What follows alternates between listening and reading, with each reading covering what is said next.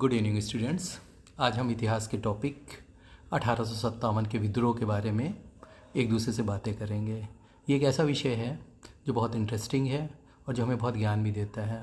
और आज के आधुनिक भारत में जो इस 1857 के विद्रोह से प्रेरणा मिलती है वो भारत को बहुत यूनाइट करती है, क्योंकि इसके अंतर्गत हिंदू, मुसलमान, अमीर, गरीब, किसान सभी ने मिलकर अंग्रेज़ों के विरुद्ध संघर्ष किया था और देश को आज़ाद कराने का प्रयास किया था। इसीलिए इसको कहा जाता है भारतीय स्वतंत्रता का प्रथम युद्ध। यहाँ पर जो राजा थे, जो बादशाह थे, जो आम आदमी थे, जो किसान थे, जो सैनिक थे, सभी अंग्रेज़ों से त्रस्त थे। भारत का कोई भी ऐसा वर्ग नहीं था जो ये ना चाहता हो कि अंग्रेज़ों को भारत से उखाड़ फेंका जाए।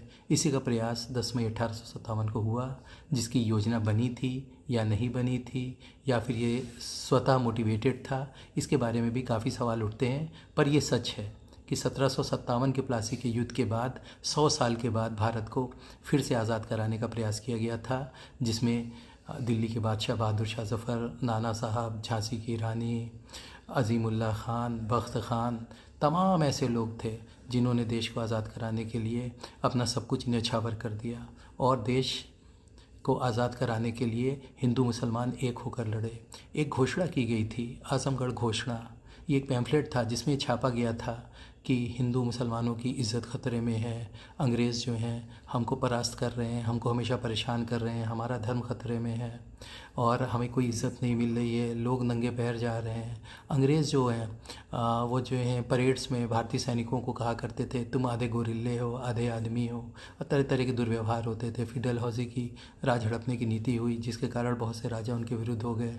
वेलेज़ली की इसी तरीके की नीति रही। फिर उसके बाद सब लोग एकत्र हुए और देश को आज़ाद करने का प्रयास किया। बहादुर शाह ज़फ़र ने देश की आज़ादी के लिए संघर्ष शुरू किया, उसे स्वीकार किया। उनके 2 बच्चों का, उनके ग्रैंडसन के सर काटकर जब हडसन सामने आया, ऐसा कहा जाता है, ऐसा लिखित है कि हडसन ने कटे हुए सर से जो ब्लड बाहर आ रहा था, ब्लड वाज ऊजिंग आउट, उसको उसने पिया था और कहा था कि हमने जो है ये हाल किया है। तो बहादुर शाह ज़फ़र ने कहा था कि तैमूर की औलादें जब सामने आती हैं तो ऐसे ही सुरखरू होकर आती हैं, लाल होकर आती हैं, जीतती हैं तो विजय का लाल जोड़ा पहनती हैं, हारती हैं तो अपने खून में सन कर आती हैं।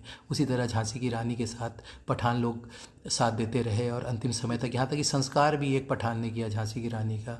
और बेगम हज़रत महर जो लखनऊ की थी, उनका साथ जो है पेशवा ने दिया, नाना साहब ने दिया।